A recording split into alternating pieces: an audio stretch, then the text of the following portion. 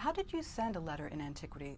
There was no post office or publicly funded mail system, although there was an imperial system for sending messages.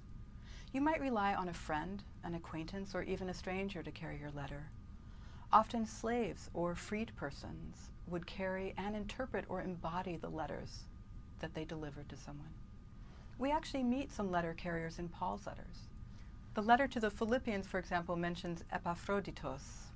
I have thought it necessary, Paul writes, to send to you Epaphroditos, my brother and fellow worker and fellow soldier, and your messenger and minister to my need, for he has been longing for you all and has been distressed because you heard he was ill.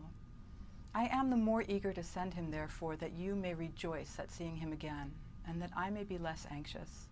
So receive him in the Lord with all joy, and honor such people, for he nearly died for the work of Christ, risking his life to complete your service to me. At the end of the letter to the Romans, we find a letter of recommendation or a letter of introduction for a woman named Phoebe. Paul writes, I commend to you our sister Phoebe, a deacon of the church at Cenchrea, that you may receive her in the Lord as befits the saints, and you may help her in whatever she may require from you.